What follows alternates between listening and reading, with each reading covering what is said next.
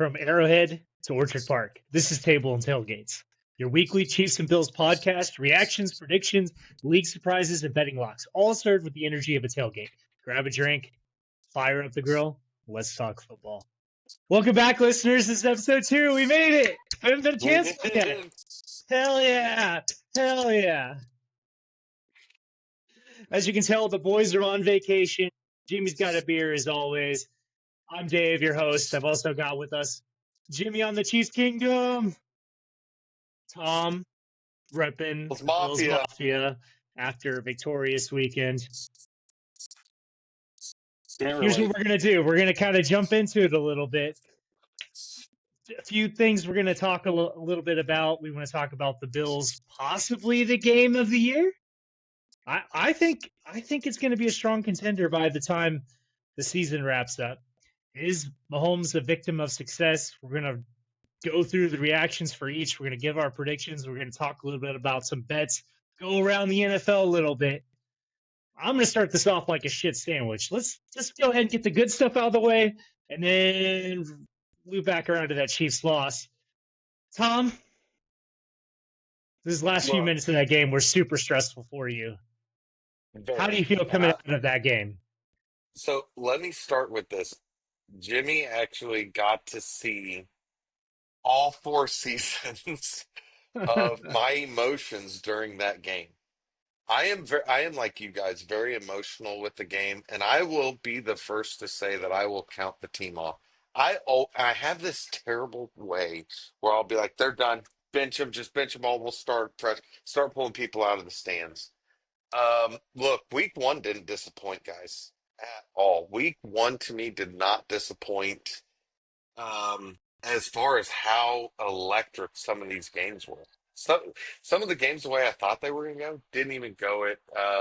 You know, straight into it with Buffalo. My reaction. One of the biggest things that I took away from this was watching First Things First podcast. Nick was saying in there. Nick Wright was saying he is potentially retiring the Josh roller coaster. He brought it up. Do we retire the roller coaster? If you don't know what it is, the roller coaster where Josh is up and down. He's either going to have 6 picks or 6 tutties. Who knows what it is? Um, but look, let's break down Josh, right? And the key players for Buffalo over week one. Josh Allen had a impressive week one showing. 33 of 46 for 394 yards, 2 touchdowns, and a 112 QB rate. He had 251 yards alone in the fourth quarter. I think there's only 12 other or 8 other quarterbacks in the NFL to ever have that many passing yards in the fourth quarter. And a comeback staged like that, the comeback that the Bills had is, I think Jimmy and I were talking about it on the beach. I don't think anybody's done that and solidified a victory in the regular 4 quarters, not having to go into overtime, right? So it was nuts, man, getting to see Josh just go out there and sling the rock the way he was. I mean, what he had over 40 passing plays with no turnovers. All right, we're seeing a new Josh. To me, this is where Josh needs to be. This is where Patrick and them were already at, right? Now Josh is getting to this level where I feel more comfortable when he throws the ball. I'm feeling more comfortable that he's not just trying to make the Superman play. So it was crazy. It was great to see him. Keon Coleman came in great, man. Look, 8 receptions, 112 yards. He was averaging 14 yards a catch, 1 tutty. Looking great, man. To me, looking solid. I did So say, I read this stat. It said teams with 40 plus points and 235 plus rushing yards in a game were 277 and 0, including the playoffs until last night. Now it's 277 and 1, which is pretty impressive. it is. That's impressive. And look, I'm telling you, I was just like Josh said afterwards. He's like when fans were starting to leave, he said, "Hey, have faith. It's fine. You leave. I get it, but have faith in us every once in a while." I felt like this. You know why I'm stupid happy about that game? we finally got to feel like what the Chiefs feel all the time when they win. We got to feel the Patrick magic It's with not fun Josh. until the end. It's not. That But we sucks. got to see it. We got to see Hmm. we're going to go out there and we're going to find a way. How Patrick does. Patrick goes out and finds a way. And Josh finally got to do that, and I was extremely happy about that. Hmm. No, those are Well, all talk great about points. Pat. He found a way to lose to the Chargers for the first time since September 26, 2021. That was exciting. Yeah. No, we've got a lot to get into with this Chiefs reaction, but Yeah. so Look, I yeah, no, no, Let me no. say this Yeah, on go. the defense side with Buffalo. Hmm. Ed Oliver was looking like an Aaron Donald out there Sunday, a prime Aaron Donald. This guy had 7 tackles. He had two QB hits, 3 tackles for loss, a forced fumble, and a sack. I mean, those numbers right there coming out, that was electric, right? I'm telling you how electric that was just phenomenal. Hmm. What he was able to do was just electric. It was great, man. Watching both sides. It's too stressful for me, man. There's way too much stress. Yeah. Good Way Did the too comments. much. defense give you a little bit of pause with the 40 points? Yes. Well, let's look at it like this. Yes and no. We got to look at it that it's one of the like if you look at this while you're saying, is this the best game of the year? Right? Is this going to be game of the year? You're playing against the second, arguably right now, the second best NFL team in the league after week one. How the numbers they put up, how they were playing some bully ball, which they always have. Hmm. Um, It's the but AFC North it football. does it does scare me a lot. You know, one of the big things, look for it. Look for some of our injured guys coming back this week, right? Some of those injuries, and we'll get into that later on when we talk about this coming week's lineup and predictions. But it did scare me a lot. I was just telling Jimmy and them, one of the big things that Nick Wright and all of them were always saying is, oh, watch out for King Henry. Derrick Henry's just going to run all over Buffalo. He did it last season. Well, Buffalo's secondary was really hurt. I mean, we didn't have our starting safeties, our starting linebackers, and I think one of our edge rushers was even injured. Our defense was hurt bad. Uh, but look, he came out and showed up and showed out often. And I wasn't expecting it. I truly wasn't expecting him to run all over us like he did. But look, there's a lot that Buffalo needs to work on for sure on that defense. Stop that run. You can't keep doing that, man. We were great with the run defense last year, right? One of the top in the league for run defense. I mean, we stopped Derrick Henry whenever in the playoffs. I think he only had 20, 30 yards of rushing, maybe. Don't quote, we'd have to look at that, but um, it's phenomenal, but it is scary, very scary. Let me ask you, amazing comeback win. Is this more of a Bills victory or a Ravens defeat? Ooh. Did did the Bills rightfully take this win, or did the Bills choke it up? Did the Ravens choke it up? Sorry. I think the game-changing moment that a lot of people aren't talking about was the 1 second left field goal before halftime. If we did not get Pretty big that moment. game, we didn't win that game. Longest 2 seconds Um, ever. yes, I agree. And look, also, Nick Wright and them have been talking about it, and I think they're really true on this too, is if Keon Coleman caught that 2-point conversion, we didn't win that game either. I seriously think the Ravens win that game 9 out of 10 times. I think where they failed, and I think where this messed up was it was crumbling from the Ravens because Lamar Jackson had a cramp, is what they're saying. Lamar Jackson had a cramp, wasn't feeling it, so they punted. Said, hey, we'll just get 3 and out. We'll take this thing either into overtime or we're just going to win, right? We'll shut them down and run it. So, me personally, I think it was the Ravens. I think fourth quarter came. But look at Josh. Are we going to discount the fact that Josh threw 251 yards in one quarter? There was only 8 other quarterbacks in week one that had more than 251 yards in the entire game. So look, Josh put the cape on, just like Patrick would put the cape on. So I can't discount that. I think it was a mixture of both. I think, hey, this is farewell season for Buffalo at Highmark Stadium, which is going to be truly sad to see them leave that stadium after all this time. Jimmy and I have been over to that stadium, watched the Bills Chiefs. I've been there for Bills Packers. It's an incredible atmosphere, man. From the tailgate to the game, it's incredible. Um, but hey, man, I don't want to discount the Bills. I truly believe Josh Allen came out there and our defense started firing. I mean, some of those guys started stepping up. Ed Oliver getting that forced fumble from Derrick Henry, incredible.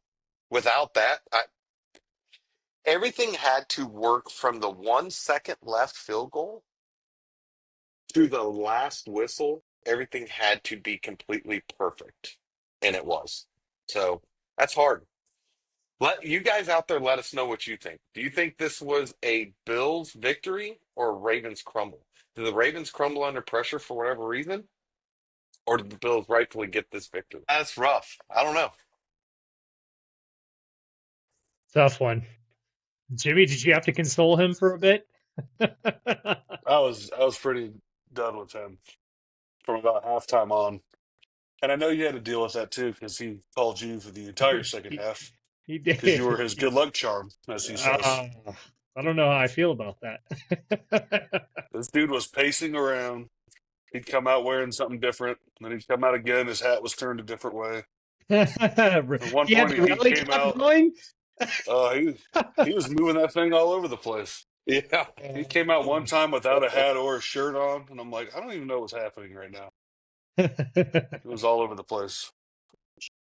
That's fantastic. Well, hey, you got to feel really good. I mean, it's way too early, obviously, to talk about seeding, but I mean, when you look back at this in December, and you've got the number one seed potentially locked up, you're going to think about that 1 second field goal. You're going to think about that King Henry fumble.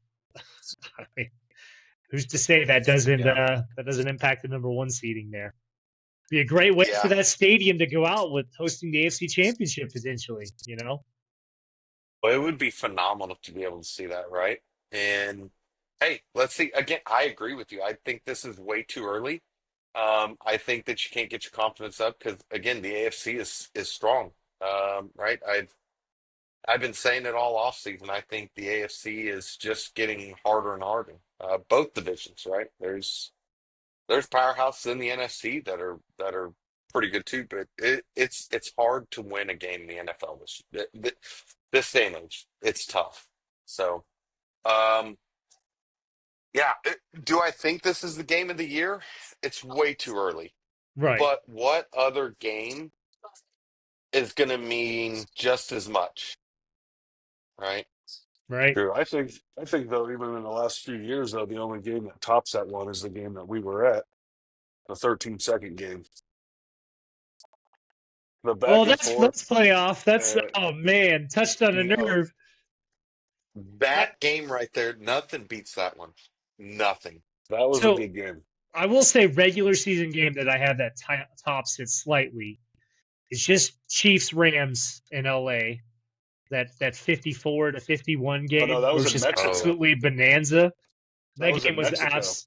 yeah. Well, it was supposed to be in Mexico, but it got moved because of the field. I think I thought it got to moved to a LA. different spot in Mexico. I'm pretty sure Oh, it's still in maybe, Mexico. maybe it did. I Yeah, have to when go they back. threw for like both offenses had like 1,000 total yards, and it was It was it was insane. nuts. Yeah, yeah. But no, that game is going to go up there. I definitely think we'll be talking about that game come playoff time, for sure. Yeah. Um, what did you take away from the run game there? Anything you seen out of James Cook or anything you seen out of the O line that you liked or didn't like?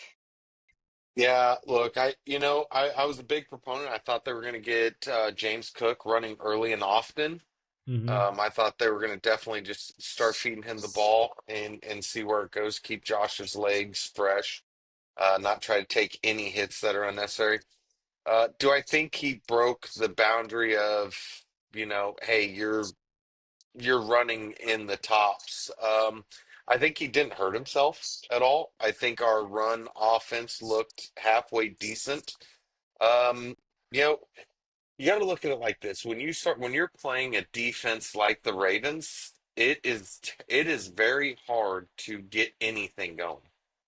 Um, and who was it? They had one of their defensive guys were hurt. One of the defense and their one of their tight ends, Isaiah Likely, Yeah, Isaiah Likely, I believe, is out and for this game. then one of their tight end was out. But on the offensive side of the ball, I really do believe that he did have a good game, right? Our offensive line had a really good game.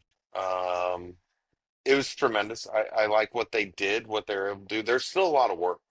They still have a lot of work, especially when you start getting into weeks, 12 to 17, right? When you're getting in the latter end of this season, um, the bones are getting a little rough. You getting the bumps and bruises, and teams are starting to lock deep in, right? I mean, you still got the Kansas City Chiefs, right? You cannot count them out.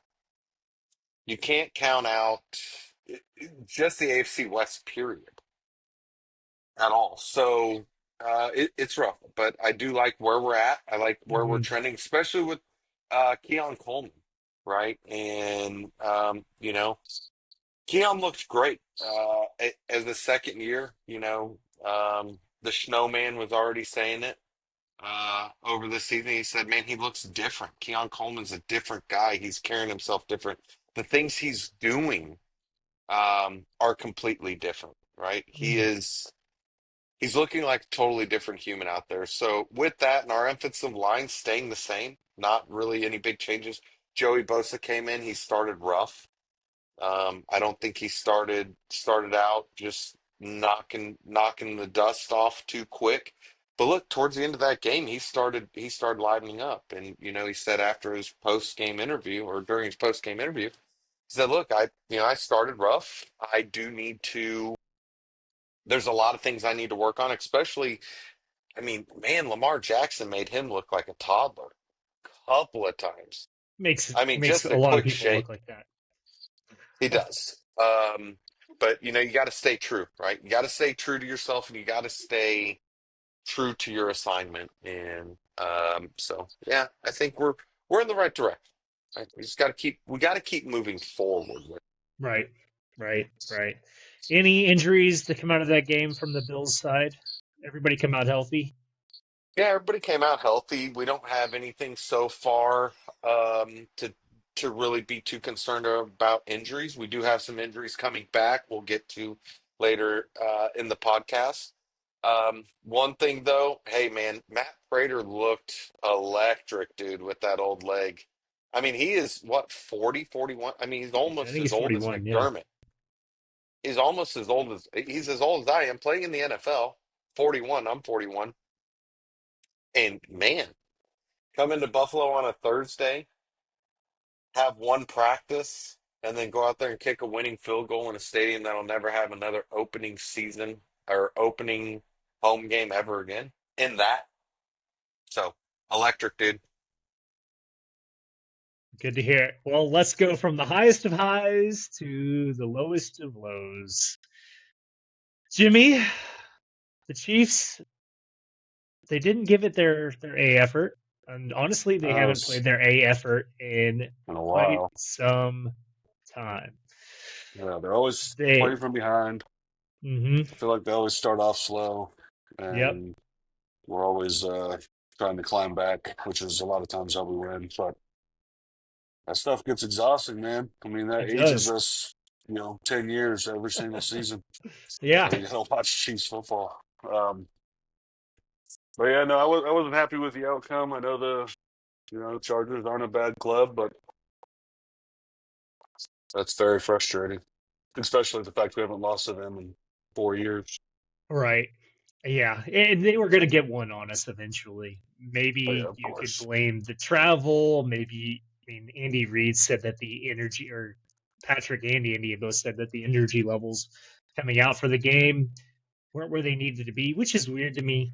You get your butt spanked in the Super Bowl. You think the next game you'd want to come out with a little bit more oomph, you know? Oh, And that was regardless, lacking.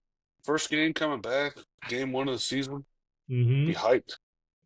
And You come out what flat was and like, really a home crowd for you as well. The Chiefs fans showed out in Brazil, did not Yeah, put a great product on the field. yeah, that's no, I, wild to hear. yeah. That's wild to hear. Like, they're coming out. Their energy's not like they're always high energy. Hmm. Every Chiefs game I've ever been to, even in the stadium or even in Buffalo, their energy is electric. Right. Even coming into Buffalo, Patrick and them coming out, they walk in step with a different presence. So that's wild. Before I really get into it, I'm just going to go ahead and just say that if I had to put the loss on a single individual, I got to put it on Brett Veach. I'm sorry, I got to come at the GM. How, how many seasons do we need to see? Right, my analogy here is going to be, hey, I want you to build a house, and I'm only going to give you theoretically just enough wood to do it. And if something goes wrong, then you're fucked. You're out of luck. And that's exactly what happens. Brett Veach goes into every season drafting wide receivers, between the first and later rounds, and the running back. We knew the running game was going to be an issue. We drafted a running back in the seventh round. That doesn't make a lot of sense to me. We come in hoping that injury doesn't happen, and guess what? The NFL is 100% injury league. Injuries are going to happen.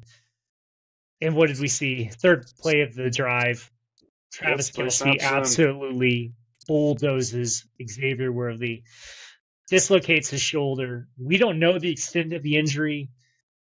Andy Reid has said it's day to day, but the Chiefs have been saying Eric Berry's day to day, and that's been 7 years now. So who knows what's going to happen there? Uh, I think it's time maybe we have a discussion about Brett Veach and to some extent Patrick Mahomes. I think some of the drafting philosophy has been around, hey, Patrick Mahomes has been kind of a Superman. He's covered up a lot of weaknesses.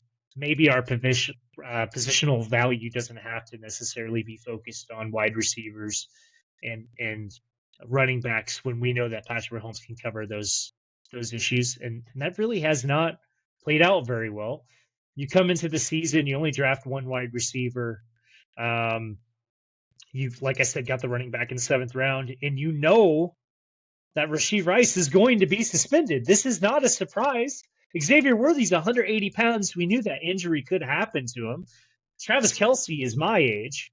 So, I mean, all of these things had to play a factor, and I feel like we weren't prepared really to go into the season. What are your thoughts there? Not as much as they think. You know, while we do have Hollywood Brown, he was targeted 16 times, only caught 10 of them. I don't know how many of those were drops or, you know, maybe deflected or whatever, but he was targeted 16 times, caught 10 for 99 yards, no touchdowns. Travis Kelsey did play all right. I mean, he was targeted 4 times, caught 2 of them for 47 yards and a touchdown. So the days of him being a target monster are over, you would say, right? Yeah, I think so. I mean, they always played backyard bullshit football. I mean, they'll even say in interviews, like, if you watch him run routes, imagine what that drawing would look like. I mean, it's like a toddler scribbling on a page, Yeah, and that's where he runs. And then no one can defend that because it's so untraditional of like, oh, I'm running, an out route, or I'm running a Right. seam, or I'm doing this. And then he's yeah. just like, is doing figure eights and like cutting left and right. And then they're just like, what just happened? And then he catches it 25 yards down the field. And so, yeah, I don't know if, I think now they always keep, you know, someone that's a little more agile on him, and he's just up there in age. I know that he lost a lot of weight, not a lot of weight, but lost some weight, and he's in good shape for this season. But you know, time still takes that age. So Right. Yeah, That's I think with the Travis Kelce thing, I think a lot of teams are not scared of him anymore, right? Like you said, the age is getting in there. His route running's getting just a little bit slower. He still can run those same routes. You've seen it, right? He's not changing how he runs the routes, but they're just not as aggressive. well, he It's not drops that a lot bully too. He factor. used to not really do that. Now, yep, that's like he true. can He run did a have a basic drop. route, and he'll just like catch, boom, and then drops, and he's like, oh, and it's Immediately like, looks Yeah, at his hands. yeah, what are you doing? Throw some stick 'em Yeah. on him, baby, and let's go. yeah. The old Jerry Rice sticking when those guys would Yes, be coming sir. out and they Yeah, couldn't even I get their want hands apart. yeah, I want you to break that huddle and like can't get your hands undone, Right, right. something. I Yeah, don't care, but Yep. it's yeah. frustrating. It's super frustrating. This is a league where inches matter, right? Uh, Inches and every yard's going to matter. Every catch when that ball comes out of the quarterback's hands is going to matter. It is. Every time. It's a game of inches. it is. Yeah, it really is. And now that we're depleted at wide receiver, it's going to matter even more. Um, outside So of, with that, mhm, with you saying that depleting of the wide receiver core, mhm, and this was kind of my thing that I had with the really one of the only one of the biggest notes. Do you feel that Xavier Worthy is going to be more of an injury prone wide receiver because of his size and how Kansas City's utilizing him? yeah, Or do you feel like and if so, is there another way you could utilize Xavier Worthy to unlock that speed, not worry about like stretching the field vertically, not horizontally, and giving him something like a Tyreek Hill? Like Kansas City was nasty yeah, but of course Tyreek's a lot bigger, but you put Xavier Worthy in motion and you don't touch right. him within 5 yards or even 3 yards, the dude will gap you by 20 before you turn around. Well, that's the problem though, is just people jam them, and I mean it's these corners are 210, 220. He's Right. like 165 pounds, and they jam him and throws off everything. So it's hard. Like they use him a lot for like jet sweeps, which is nice if he has the blocks. If he has the blocks, you've Mhm. seen that jet sweep is nasty. Oh, shit. But I think him flying down the field. Most people that they, even though we don't have Tyreek anymore, we don't have McCole, which had his ups and downs, but he was a very fast receiver as well. Both But even though we players, don't have though, those, yeah. But now that like even though we don't have that, people still play us for the deep pass. So I feel like a lot of times they send at least a safety high, and that kind of screws us all. yeah, teams have kind of figured out pretty well how to play the Chiefs, and I'll talk a little bit about some of those offensive weaknesses too, to to kind of shine a light on them. But to the one thing that's really there's a few things that are concerning, but one thing that really concerns me is the play that Xavier Worthy was injured on. Usually when you're going into a game, you're scripting the first 10, 15 plays. You're trying to script the first drive. So in reality, these are plays that Travis, Xavier, Mahomes, the offensive line, everybody has practiced more than other plays. So where was the disconnect there? What? How did that occur?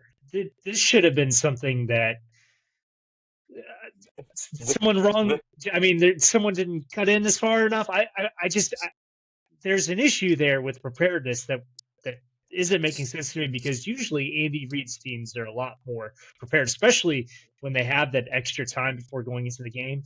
But these are routes that two seasoned at this point professionals should have ran and not ran into each other. So I'm not sure exactly where things went wrong there, but it's really weird that it happened on a play that's scripted. I'm just saying, Travis Kelsey's fiance on their podcast was There really it is. excited about Xavier Worthy. So it's Oh, the And and Travis looked over and was like, "Oh yeah, he's done. well, he's take I've him got to out. he I got to get this dude now." Yeah, I don't know, it's wild, but I yeah, don't know where that disconnect was. It looked like they both looked at Patrick for the ball, They and were staring at him. None of them looked forward at all. they didn't look at each other. It's just, and Travis is going to win every time. Yeah, You could put Travis up against hell name five other players from five other teams, wide receivers, and Travis is going to run you over. He did lose yeah. a little bit. He may be a Big little older, but point. he's still going to run through you.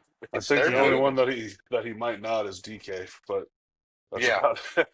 that'd be a DK good might matchup DK might there. handle him a little well, but yeah. Him or George Pickens, because you know George Pickens will come in swinging.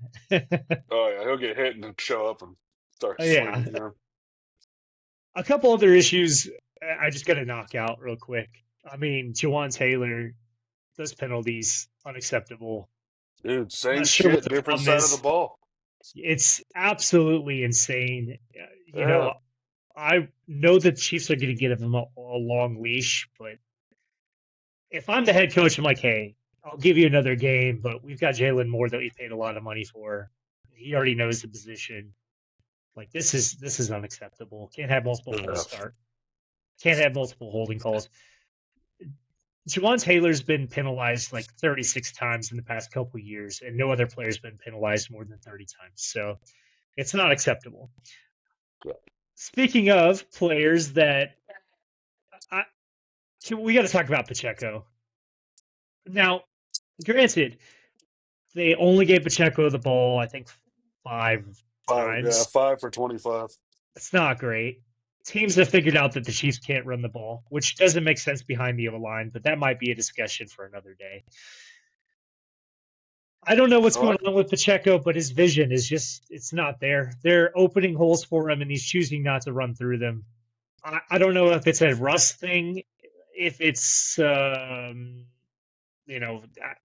not sure. What are you seeing out there, Jimmy?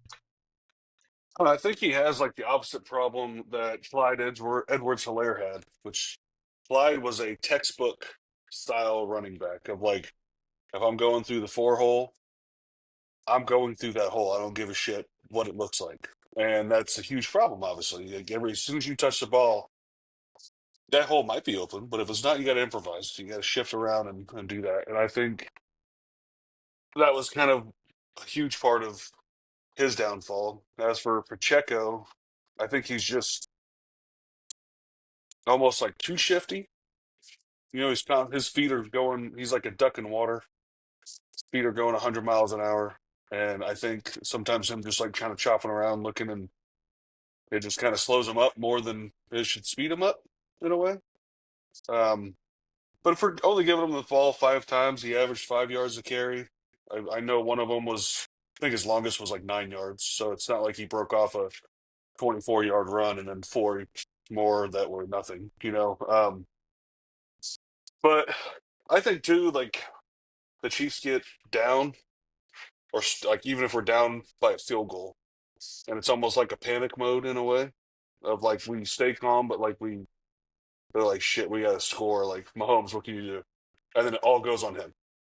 I mean, to throw the ball 40 times, 39 times, but you know he was 24 for 39. He carried the ball 6 times, and then the running back ran 5. Yeah, it's You know, not great. so I think I don't. I might disagree with you slightly on like I get a lot of teams figure out our rushing and whatnot and kind of have our number, but I think too we rely too much on Mahomes, Yeah, and that and kind of that's what eliminates the goes fact that back to Brett Veach is not getting enough uh, pieces around him because he thinks that Mahomes can cover. And I do think that Mahomes is a victim of success in that regard.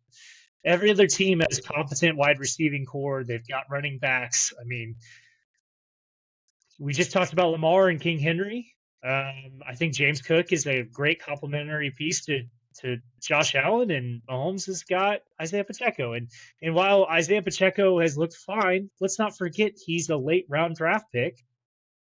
He had one great season, another one hampered by injury. We'll see how this one plays out. But the Chiefs know, or the teams know that the Chiefs aren't able to throw the ball. They also know that not able to run the ball very well. They also know that the Chiefs they don't really have any great weapons on offense right now, so that makes game planning a lot easier. So I don't know. Yeah, And then we got to talk about the defensive side of the ball real quick. The yeah. defensive I line think didn't get any pressure there. Mike Pennell being off the Chiefs is unacceptable. Mhm. I don't know what happened there. He looked really good with the Bengals. I don't know if Pennell wanted to leave because he got tired of Mahomes' voice or maybe he tripped over Chris Jones's dick too many times in the locker room. I'm not sure what happened there. I don't know why he's gone, but we miss him that'll greatly. happen. We also need to see Ashton Gelati out there a bit more. He got more pressures than Amenahu or basically anybody else outside of Chris Jones and Drew Tranquil on the defense. The defense, my biggest frustration is there is zero reason for any team that their safety is their leading tackler for the game. That is a big Yeah, problem. That is a big problem. Um, that's I huge. remember there was an interview years ago with like, I don't know, it was like Brian Dawkins or something. And they're like, someone on the sidelines like, hey, I don't hear them calling your name. And he's like, then you guys are doing your job, because if you're not, then I'm going to have to go make tackles, you know? And so there's zero reason that our leading tackler with 10 tackles is our safety. That's Yeah. a huge problem. Yep. Tranquil, he played great, I think. He had 2 Mm-hmm. sacks. He had 5 total tackles. Karlaftis came down with a sack. But, yeah, I mean, like you said, there's like no pressure up front. You know, that game was incredibly frustrating. I hope it's not a sign of a very long season, which I know we'll lose like some stupid game like this and we bounce back. But when you lose a stupid game like this and then you're playing the world Mm-hmm. champs next in your own Yeah. house, you know, like you Yeah. gotta. I hope they figure something out, because if it's a rerun of what I watched for the Super Bowl, I'm gonna not be a happy camper. Yeah. And we'll definitely go over that game here shortly. Listen, Yeah, I before think we wrap this look, up. Oh yeah, go for it. go like over to the Pacheco thing. I think where Kansas City needs to get back to is where Pacheco ran with such anger. Like he Mm-hmm. wanted to destroy the ground below him, but he had it so balanced that huge year where he could balance that vision and hitting those holes. And once he would hit that gap, he ran with such anger and like he was so sure where he was going. And he would shed blocks. I mean, you'd have guys bouncing off this dude, almost like Henry, coming out with a stiff arm. So I truly think the Pacheco, yeah, being a late round draft pick, he's phenomenal. The guy's got what it needs, but I truly think that Andy Reid needs to start looking at the offense a little bit and saying, hey, let's use Pacheco like we did, not how we're using them now. Let's change it. That team, I'm telling you, Kansas City is, in my eyes, the one team that has the greatest play calls. They are so diverse in what they will put out there and show you and actually run. It's nuts. It's like they talk about it all the time, making fun. Hey, Patrick, when are you going to do the behind the back pass? Oh, I've been looking for it. You know what I mean? It just hasn't showed up yet, right? Like that right there is nuts. The fact that in one of you're just having an interview and you're like, oh, Patrick, when are you going to do the behind the back pass? I think that's where you get up with Patrick's been, his success is now the failure and why Brett Veach is not building around him because it's like, hey, he's Superman. You can't do that. That's like Josh Allen. That's why Josh isn't running 100 times a game anymore, right? They realized if we're going to keep our guy healthy and keep him around 10, 12 years, we can't have him going out there and running 40, 50 times, putting the hero cape on. And Patrick, it felt so much that Veach and them are just like, Patrick, why didn't you put your cape on? Well, it's on. They never take it off.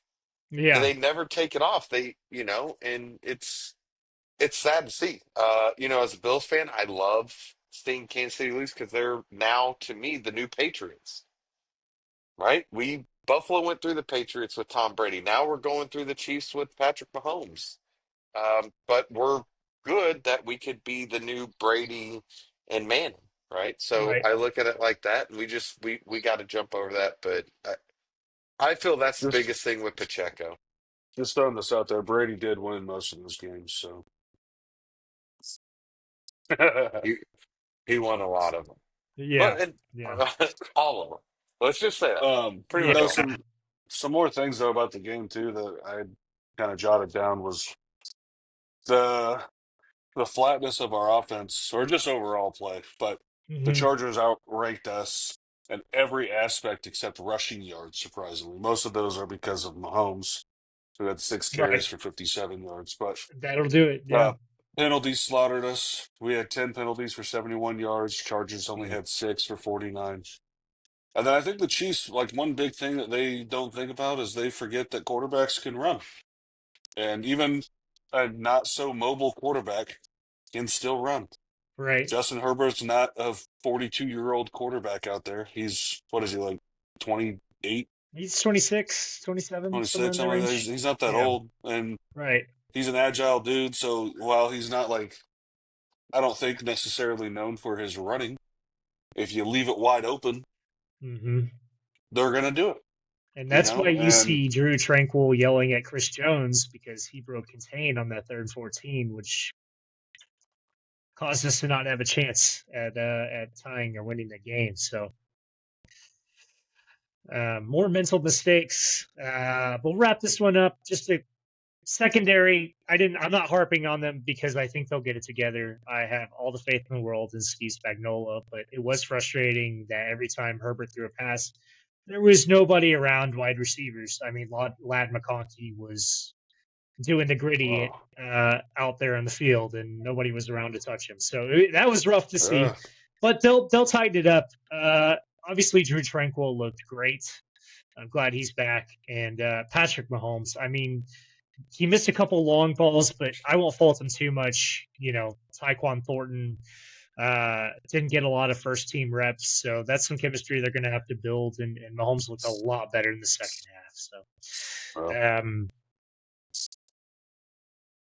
fun times. I'm ready to move on to uh, next week.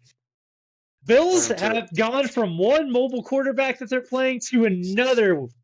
So, what does that look like with the Jets on the docket, man? You got Justin Fields. Yeah, look, I want to say this. Look, the Jets are a hard-nosed, nothing to lose team, right? They are a hard-nosed, gritty. They have nothing. They're playing bully ball. If you watched them week one, they are just absolutely playing bully ball out there, just like the Ravens. Hmm. Do I think this is going to be something they can sustain? No, absolutely not. It does. We've got to shore it up really quickly, especially seeing that they have a mobile, lethal quarterback. I mean, look, let's talk like it is, right? There is not a totally terrible NFL team in my opinion, right? Yeah, there's some that aren't all the Did way you see there. the Dolphins? The Dolphins, I was going to say I that. was say, That look, hold on. but when I say that they're not terrible, like let's look at it as college or go backwards, right? Yeah, they're still These a dudes are professional still team. professionals at the end Yeah, of the yeah. day. Um, Look, I think the big things is Josh's pocket presence has become next to none. Him being in the pocket, he's so comfortable, especially when you've got the snowman on one side.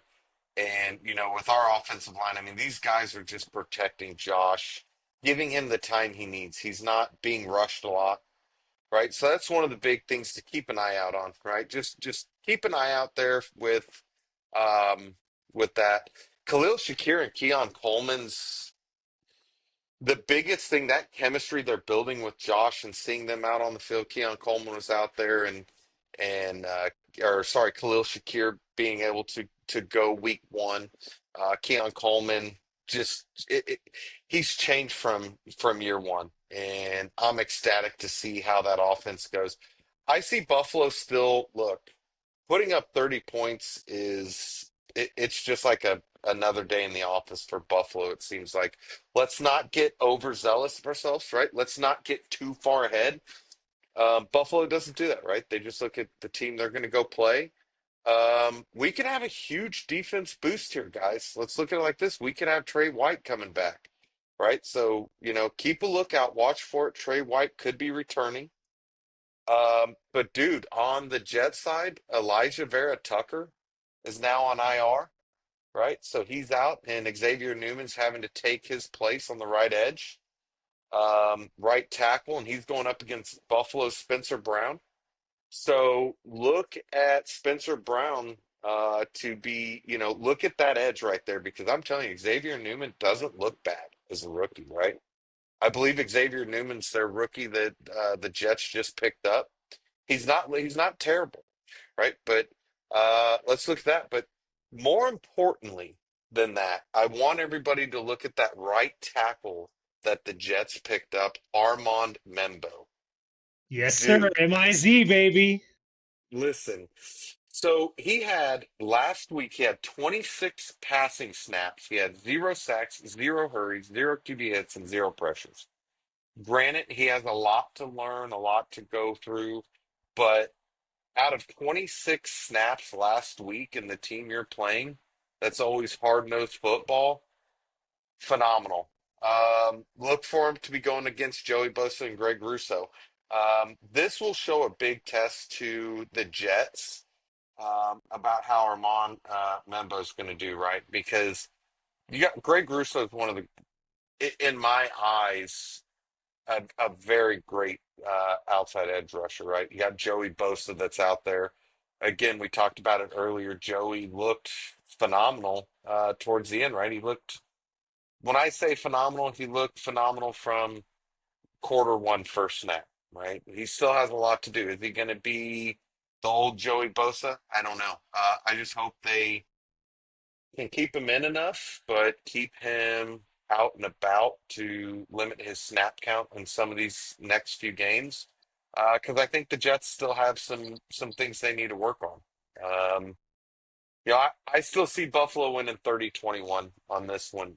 That's my prediction. Buffalo gets it 30-21. Yeah, No, they're six and a I half points favorites right now. yeah, yeah. Yeah.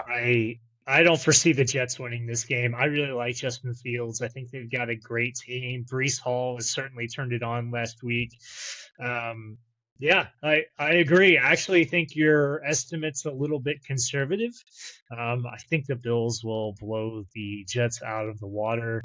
Uh, I don't know. This is it's going to be a bloodbath, that's for sure. I think. Yeah, I mean, yeah. The big thing is let's look at it. We could if we get this huge defensive boost with Trey White coming back and man, he did look really good through preseason or not preseason but training camp. I mean, he came back. He's looking a lot better. Been doing a lot of working out, and I mean, it's like Travis Kelce looking really good, looking strong. So look for that. And if Buffalo can get at Armand Membu really quick on that right side, look for it to be a very long day for the Jets. If they can true. start breaking down that right side, it's going to be a very, very long day. And I could see Buffalo putting up 40, but I'm going to stay conservative. I'm going to say 30-21 Buffalo. I'm going to stick with that. But I agree with you. We'll see how this defense wraps up and looks when we get closer to game time. Fair enough. And on the other side of the coin, the Chiefs have the Super Bowl champion Eagles coming to town after that gritty win, I would say, against the Cowboys. A closer game than I think anybody projected, but also didn't expect that contest to start off with a Jalen Carter spit. So, um, Jimmy, I don't know where you're at mentally going into this Chiefs game against the Eagles. I am not feeling particularly great about this matchup. I was feeling better about it until our matchup on Friday and before the Xavier Worthy injury. Tell me your thoughts. How you feeling going into this game? I mean, I know that obviously we still have Hollywood Brown and we do have Juju, which I think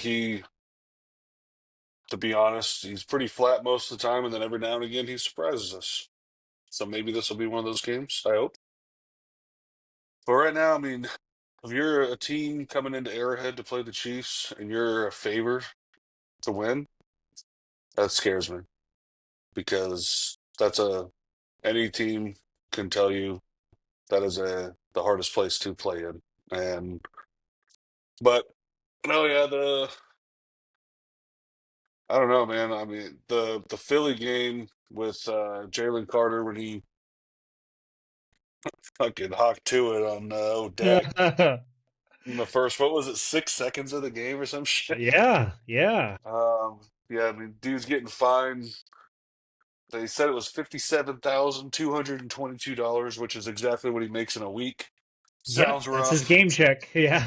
Rough life It's they hard out here live. in these streets. I know, man. I don't know. I mean, he's probably gonna have to, file for unemployment or something. But Or Yeah. stay at the Motel he, 6 for a week. dude, they better leave that Holiday light Inn on for you. Express. But yeah, I was hoping. I think that because it was a whopping like I literally think it was 6 seconds or 8 seconds into the game. So they said that he would have been suspended for one game. So they just called that game the suspension. I think Now, this that is an sucks being a interesting Chiefs fan. precedent, right? Yeah. Yeah, Like, this is I the kind first time of this was has hoping. happened. Yeah, I was kind of hoping he'd maybe be suspended for the next game. That'd have been cool. Um, but if there's anything I learned from week one, and that is that if you spit on someone, you're ejected. But if you bitch slap somebody else, there's no problems. It's fine. That's true. It Just a wasn't close to 15-yard this. penalty. Yeah, Yeah. So what you're saying is Jalen should have gone over to Dak and just slapped him right in the face. That would have been okay. yeah, he would have been fine. Yeah, Yeah. he would have been Yeah. suspended. You can't hawk Look, Tua on somebody. yeah, You I just think Just can't. Jalen slap him. Carter, look, I think they should do it just like they do in soccer, how they do, two yellow cards is a red or a red card. You're, you sit out the next game. Not that, yeah, you're sitting out the rest of that game, no matter if the whistle just started, pre-whistle throughout the whole entire 90 minutes, but you're out at least the next game. I mean, come on, well, you can't go and spit on a guy 6 seconds in, not play that game, and then they just let you come back. I disagree with that 100%. Yeah, I agree. I think it sets a dangerous precedent, um, because where does it start? Like, could have Rasheed Rice maybe served a suspension last year when he was injured? Like, hey, let's just go ahead and get this thing out of the way. I'm already missing games. I mean, Jalen Carter was already missing that game for assault, brother.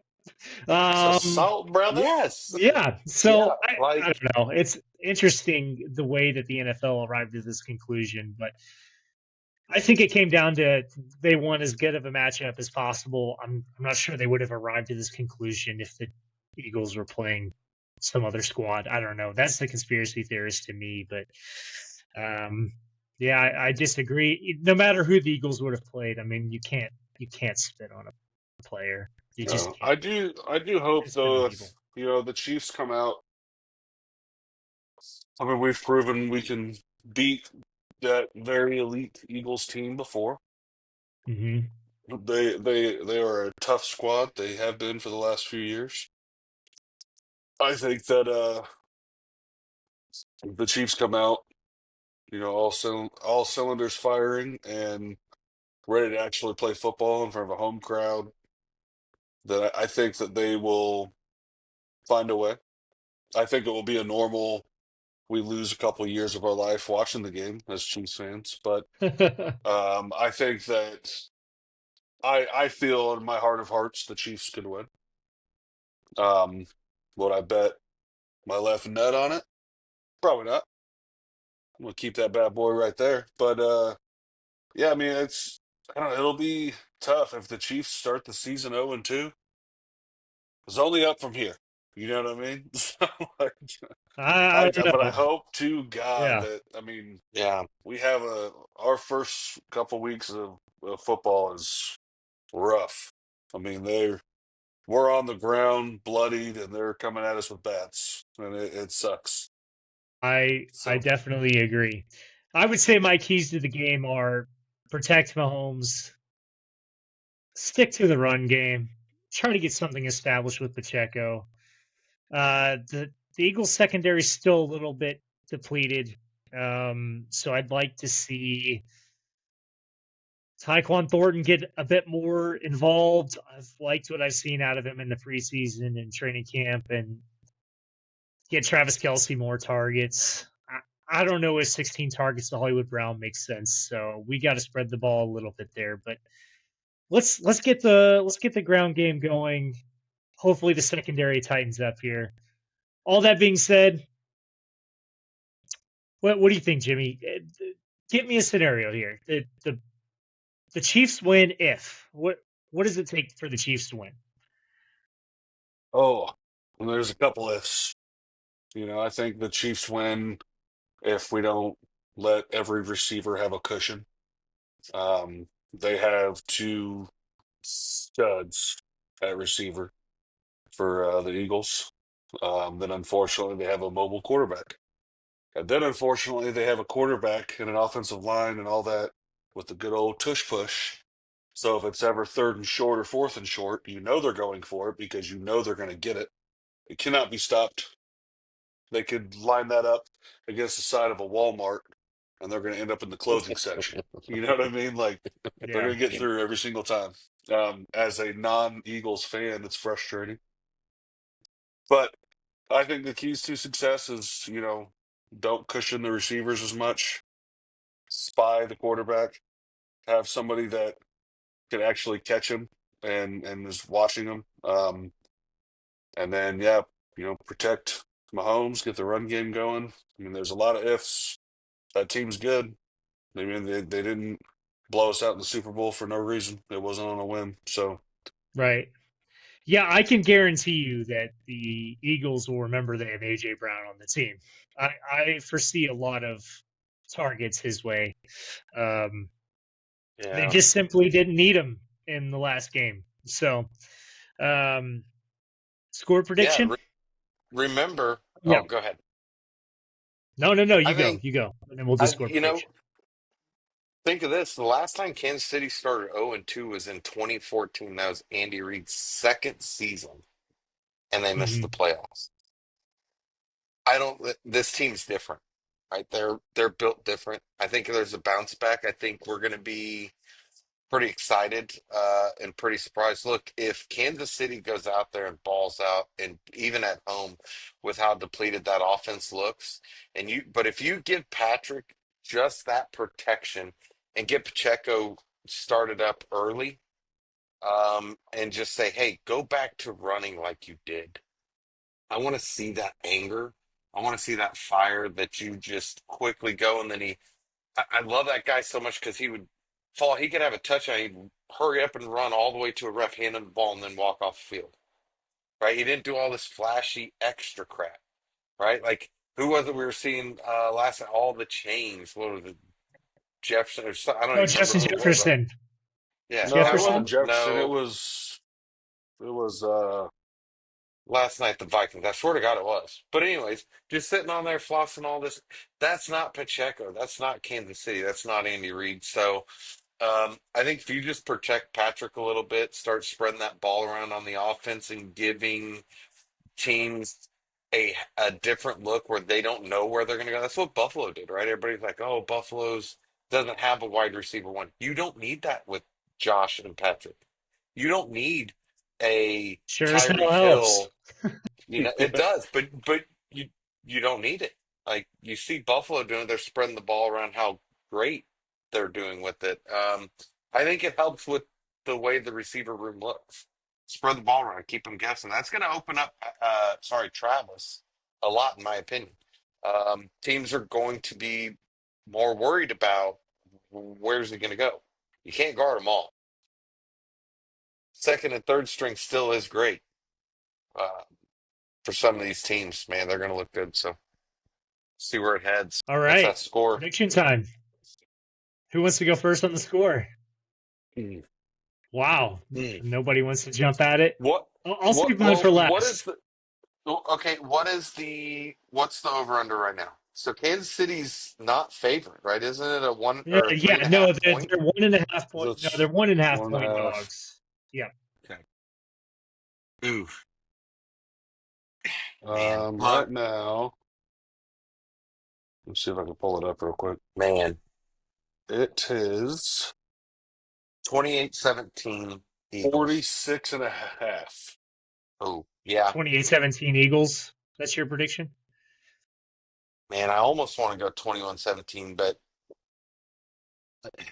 yeah, let's just do it 28-17 the Eagles. I think Kansas City's going to be rocky these first two, but then they're going to just get electric.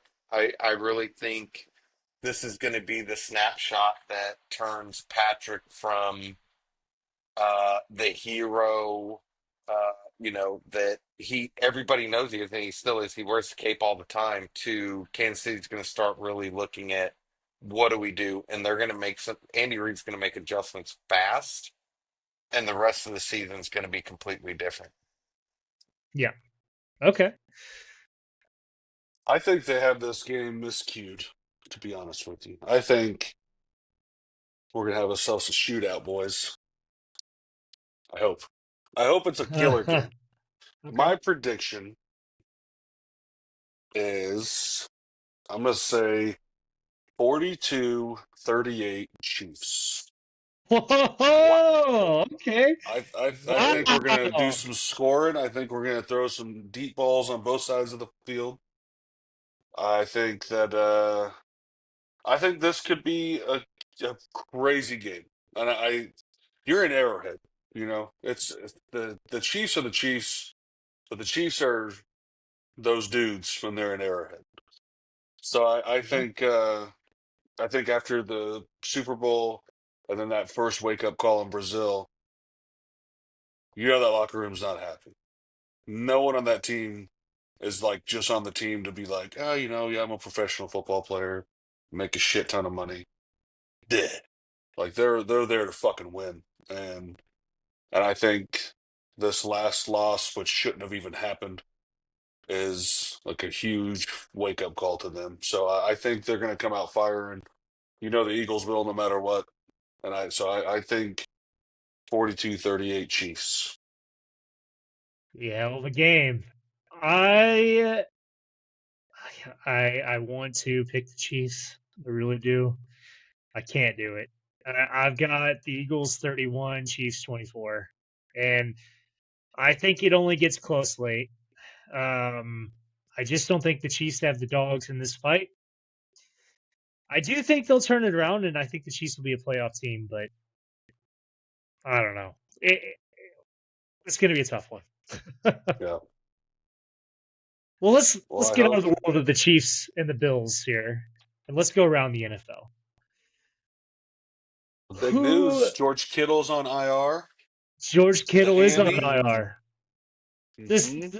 is there something going on with the medical staff with the 49ers? I just feel like there's always injury concerns every start of the season. It's them and the Chargers usually. So we got Kittle, and then what's going on with CMC? Is he healthy? I mean, what's happening? Look, I think there's something going on over there with that staff that we're not seeing. Why are these guys not staying healthy? I get seeing Christian McCaffrey has had those injuries. Are they prone? Kind of like an Xavier Worthy, popping out a shoulder. I think there's something to look at, right? There's something going on over there that really needs to definitely be looked at. I mean, you went and threw some money down on this quarterback, um, and the rest of it. What is happening? Didn't they give him a huge contract? Didn't they just sign Yeah, that contract last year?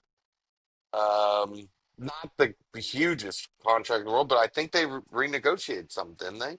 I could be wrong. yeah. I don't have anything in front of me, but something is definitely with San Francisco that needs to be looked at a deeper level, right? And it needs to be something that we're looking at as far as the management side of it, right? Not the team side. I think there's a big disconnect, whether it's with the training staff or if it's with conditioning coaches. But I always think when Buffalo's getting the injuries they're getting, I always look at conditioning. Is there a conditioning issue that they're having? What are we not giving our players that they need to be the best? That's my Mm, opinion there. It sucks seeing that, dude. I mean, George Kittle goes down. I mean, what else is out there? I mean, how much more do you hurt before you wipe the slate clean and say, let's start over? Now, I'm talking about the Yeah. management side of it, right? I'm talking about the front office. Yeah. Let's start looking at the front office and say, what are we doing, boys? It's almost like Brett Veach thing. Right. When are we going to stop this bleeding and turn around and start looking at Hmm. something we need to look at? So I Right. think after this, that they're going to have to start looking inside deeply and start to figure that one out from the inside out before it rots. Yeah. No, I agree. Speaking of Brett Veach, if you're Brett Veach, you pull the trigger on Tyreek Hill. What he There's a lot did, of talks right now that Tyreek Hill is wanting out of Miami. he's He's been publicly wanting out. seen throwing fits on the side. Yeah, yeah. Well, it Well, definitely does now him. that he's getting charged with all these domestic assaults and all that shit. That's the other thing too. Now the Chiefs do have a history of like, hey, you know, it's fine, right? Like, come on. We don't need to But they're dive really into good all at of that. football. It's But, fun. yeah, but they're really good at Yeah, football. Well, they can. Do you see? He caught a pass. You see that? Doesn't matter what he does with his hands outside of the game. That's right. No, no, no. Yeah. There's a lot of talk that now, as of now, it's September 9th, right? No team is going to trade a valuable piece like that this early in the season. But there's some talk no. that the Steelers and the Chiefs have already had conversations with the Dolphins for Tyreek Hill. Chiefs pretty depleted for in the wide receiver core. Rice won't get back for 5 more weeks. Who knows about Worthy? Honestly, I mean, I don't know how you come back from Worthy's injury and be, capable or Well, I know anywhere he's near. gonna want to wear a brace, like they talked about. They talked Right. about him putting on a brace and going back in just a couple weeks. I've had the exact same injury, doing the exact same thing, basically the same speed, Yeah, yeah, yeah. and You ran into um, Travis Kelsey too. yeah, no, I ran into a big dude that I played ball with back in the day, and we collided shoulder to shoulder, and I mean we both spun and dumped, and Right. um, 2 weeks. No, I mean even with a brace, dude, my shoulder was toast for at least a month, month and a half, and then it Yeah. still wasn't ready for me to like get tackled on or me get Yeah, hit and, on or and your nothing like catch that. radius. I mean, it can't Yeah, obviously be the same. yeah, So, yeah. I mean, that's gonna have to be in the um, breadbasket every time, yeah. and Yeah, because you don't so want to potentially I tear don't. something. Yeah, Right, so I don't right. see. I think he's either he's either lucky and it's not torn, but I'm pretty sure they said it is already. They just don't know the extent of how much it is. Right. But I think he'll be gone for a significant time, Yeah. and So I'm that gonna guess you guys aren't means. team Tyreek then, bringing him in. I mean, obviously we had a lot of fun with him, but I think there got a lot of bad blood when he left, especially when he Right. came here for a playoff game, Yeah. which he played terrible in, which is amazing. Um, but I do think, yeah, we gave him a start. We had a lot of fun when he was here. I think if he came back, I mean, I'm not opposed to it. Him and Holmes had a few years together that Hmm. they had things dialed in, and we've won some games strictly because of him. Granted that was a younger him, but he Right. still is very, very fast and agile. Yeah. So, um, which is that I think that's the speed that people don't talk about. People talk about Xavier Worthy. But Cole Hardman was just as fast. Maybe not run the 40 just as fast. But Cole Hardman is a very, very fast dude, but he is straight line fast. Yeah. And he's Xavier still Worthy is available straight too. line fast. Well, yeah. But Tyreek Hill is cut through an entire defense and still very, very fast, and a lot of people don't have that, ability or agility that he does. So I think if he did come back, that'd be cool. I'm not going to be mad about it.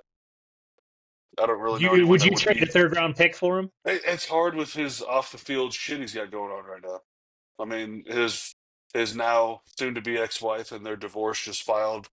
It was like 8 domestic assault charges against him. Yeah. Yeah. Granted, those are hard to really go back and prove, and I'm not at all rooting for any guy that does such a thing. I was raised by mainly women, so Right. but yeah, I mean, I think he's about to have a lot of off-field stuff that's going to really make him not be thinking football. So, I mean, what good is that to us in a way? Right. So, yeah. Yeah. I don't know. I don't know what you do there, but I do know that Yeah. if we all had to rank coaches right now, Mike McDaniels might be at the bottom, right, Tom? Dolphins? Yeah, I no, mean, yeah, I agree. pretty Look, bad display there. I think Mike McDaniel's going to be he's on the hot seat, right? I think this is it for him. He's out. So I can see him definitely being one of those guys that, you know, drains he's going to drain his little swamp of minions that he brought with him. Or I got Tyreek Hill from Kansas City. I could see him getting rid of Tyreek because of that, trying to save face and say, let's get rid of somebody with this. We get a third round pick. I'm trying to save face. Kansas City will take him. What do? You Yeah, can't prove it. Kansas City is. Here's where it'd be smart. He has eight, right? They filed a divorce. They're filing a divorce. All his lawyers going to say is, she's mad. I'm divorced and I make all this money. I'm giving her all this. We've already seen all the stuff that he's having to pay to this lady, right? that's true. So they're going to handle this outside. You're not going to get a suspension this year. This is going to be No, if the NFL gives him a suspension this year, then why the hell did you do Rasheed Rice this way? Why didn't you give it I to him will last say year he's when it happened, right. I will regardless if say he's he's injured or lost the not? benefit of the doubt. He's definitely. I mean, So all these allegations. It's. yeah, I mean, Uh, come on. yeah, It's I not think looking good. Mike McDaniel Sorry. though. Look, I love him. I love Mike McDaniel to death. I think he's so charismatic. Just a One of the best happy-go-lucky interviews in the young dude. NFL. Oh, Hmm. absolutely. I love watching the video of him running off for halftime and he looks at him and he just takes off running faster while he's looking at him. I mean, the dude, but that's not what wins football games, right? And I think to save face, he's gonna have to make a big change or do something. And if, Kansas City's willing to throw up a third round pick and a little bit of money to pay, I think Miami still owes him a lot of money.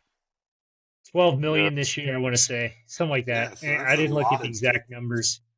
And I don't know what the cap is. I didn't look at the cap for him, but that was one of the big things I wanted to get to is looking at the cap for Miami. And if they do get rid of him, you're hearing the Yeah. rumblings. What kind of cap Yeah. space do they No, have? we're seeing it. If It's not a hey, lot. Kansas City, I'll give me a third round pick and $12 million. I'll give you Tyreek Hill tomorrow. Could you see that happening?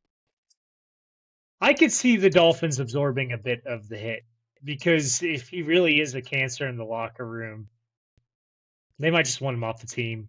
Maybe they'll take a Yeah, third round pick and maybe like a sixth or a seventh or a swap of some sort to make it happen. But I could yeah, no definitely see it cash. happen. That would be a fresh I could see start that. for Tyreek. It'd be a fresh start for the Dolphins. Speaking of fresh starts, boy, a lot of quarterbacks this past weekend got some fresh starts, and a lot of them look good. Daniel Jones looked good with the Colts. Hmm. Aaron Rodgers had 4 touchdowns with the Steelers. Justin Fields was making some things happen for the Jets. What's your guys' biggest takeaway? Don't go and look at week one when I was talking about how Aaron Rodgers was done for.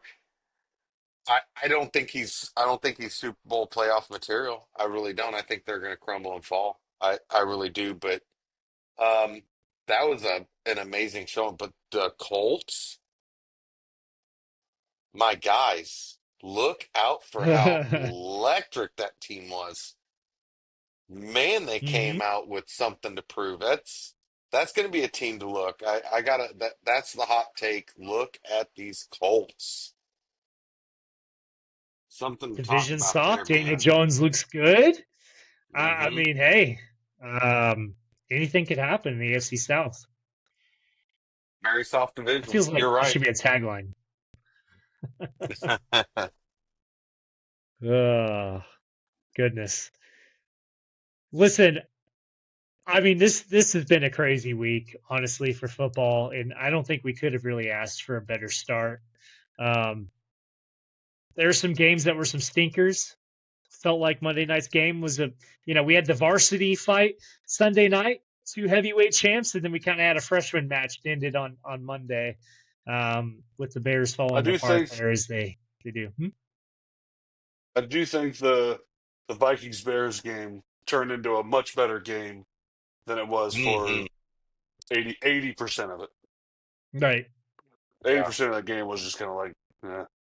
And then it picked up a little bit, you know. But Danny Parkins was talking on the radio today about that game, and he said he saw more improvement from J.J. McCarthy in 4 quarters than he had seen from Caleb Williams in all 18 of his starts. J.J. looked good in the fourth quarter. yeah, Yeah. he had good composure. And I want to be right on one. I truly think Caleb Williams is going to be a dud. I really don't think he's going to be a top five and what everybody is thinking. And I kind of got a look at him, when he came in and saying, and again, I don't know if this is real. This is what was said. Hey, I want part ownership. The team that drafts me, I want part ownership. Look, you're not Tom Brady. You're not Patrick Mahomes. You're not a Well, Josh that's Allen. against the You're rules just a anyway. guy, kid. Yeah, but even if it wasn't, like, you're not that guy. I know, You're yeah. a rookie, dude. Yeah. There's been To too me, it many doesn't of them matter if that you. look. I don't think it matters if you're a 3-year Heisman winner, 3-year national champion. No team's going to be like, hey, we're going to draft you and you get 25% of this company's stake. Like, Yeah. it's just a wild thing to like demand, you know. Um, but I got a bad taste in my mouth with Caleb Williams when he left OU and went to USC. Granted, Lincoln Riley went there. I get that. Me being an Yeah. OU fan, I was Oh like, yeah. dude, you suck. But yeah, I not a Yeah. almost fan called of it his. my Yeah, I almost called it my upset of the week. It was a really close game between the Browns and the Bengals. The Browns lost that game, I think, more than the Bengals did. Mm. The Bengals offensive line looked like turnstiles. Jamar Chase absent in that game. Joe Burrow was just getting absolute beats by Miles Yeah. Garrett. My goodness, man. Yes. I am almost it might be early. It's week 1, but I'm almost ready to say the Bengals are not a playoff team. I mean, They my didn't show us that nothing. was I mean, atrocious. Burrow went 14 for 23 with only 113 yards and 1 touchdown. He was sacked 3 times, losing 18 yards on all those. Like, we were watching it, me and Tom were here in Yeah. Florida, and we are surrounded with Bengals fans, which makes it even more fun when you're a Chiefs fan because they already hate you. Yeah, that they I do. was like, man, like, there's no way the Browns are going to mess this up, and they found a way. I mean, that was a shocker. Yeah, look, I thought when you said that was going to be the episode of the week. It was there. All the signs are there. Look, Joe Burrow and company over there, guys. You, you've got to do something, and what you're doing is not it. It's bad. It's bad over there. I don't see them being a playoff team this year either. Yeah, yeah. Do you guys have any early favorites for game of the week? Obviously, I know the Super Bowl rematch is probably just going to be it on merit alone. But looking outside of the Chiefs Eagles game, any game that catches your eye, because for me, it could Mm. just be on Thursday Night Football between the Commanders and the Packers. That's Because what I was just my looking at. Yeah, God, the Packers look really good. Micah Parson looks like he's been playing for the Packers for 10 years already. And Jordan Love might have his swag back. Yeah, no, I agree with you. I think that was my big pick, and that's some of the notes that I had written down here. Was this Commanders Packers game is something to look at. It's hard to beat a replay Super Bowl, but with the beat up Kansas City Chiefs offense, um, you know, which is unfortunate. Look at that Packers and Commanders. Those two, both Jaden Daniels and Jordan Love, they're out there just slinging that rock, and it's amazing to watch. Um, those Packers just, golly, they came out just firing on all cylinders, didn't stop. The Commanders looking great too, both Yeah. 1-1, going up to Lambeau, right? it should be phenomenal to watch that game. That's definitely one I want to watch, and we'll be just getting back in town that day. First day back, so I'm pretty excited to get back and see that Thursday night game. For me, I think the Chargers Raiders might end up being a decent game. Okay. Chargers going back to back with division foes and probably going to try to pull themselves apart from, maybe try to take the West. I hate Both the way that rookie sounds. running backs didn't quite get the start they wanted. Amarion Hampton with the Chiefs and Uh, Ashton Jinsey with the Raiders. So you got to think, I mean, one of those two got to go off in this game, right? yeah, it'll be an interesting one Yeah, I Should think be for a they need good to sure. game. start.